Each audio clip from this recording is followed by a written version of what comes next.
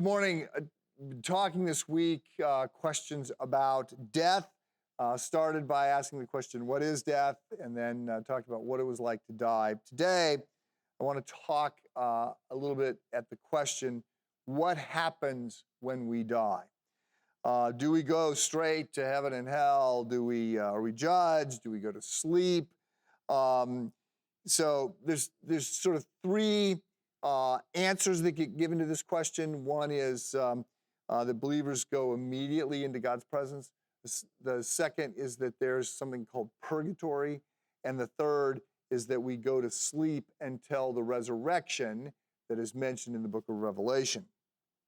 So let me talk about views 2 and 3 first. I'm obviously given that I'm going to talk about views 2 and 3, I'm obviously in camp 1. But the idea of purgatory is something that grows. This is taught in what's called the magisterium, which is the Roman Catholic body of doctrine that has developed over the last couple thousand years.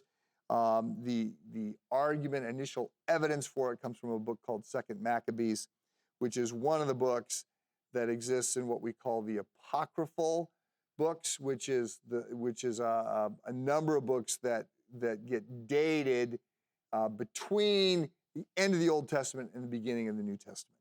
And the apocryphal books are not cited by Jesus or by Paul. I'm a Protestant, right? I'm a protester. I'm evangelical. I don't give weight to this idea of the apocryphal books. Purgatory teaches that there is this period during which we are going to work off our sins. We're going to suffer to pay the debt that we have accrued in various ways.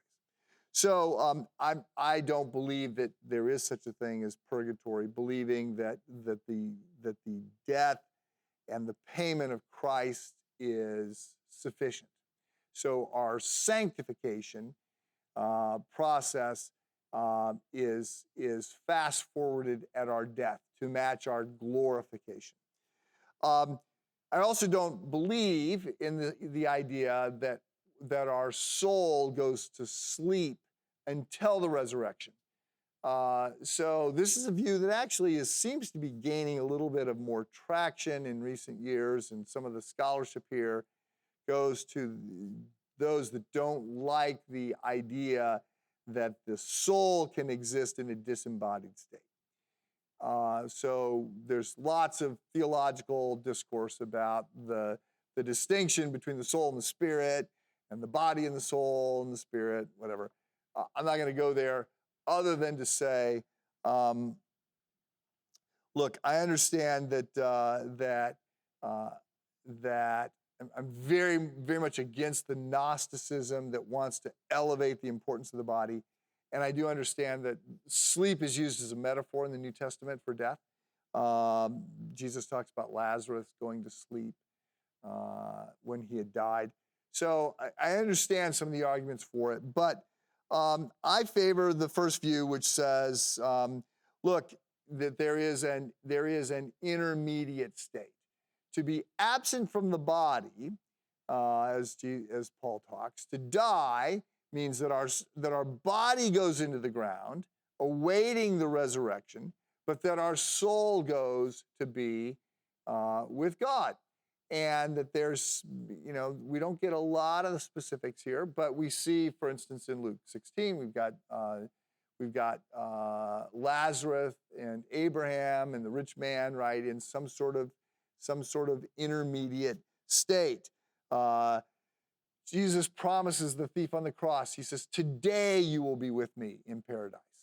And then Paul's comments, to be absent from the body is to be present with Christ. And so I also think we get a picture in the book of Revelation of souls that are awaiting the end, when we will have two big events. We will have the fact that there will be the resurrection, the physical resurrection of a body that will re-engage with our soul.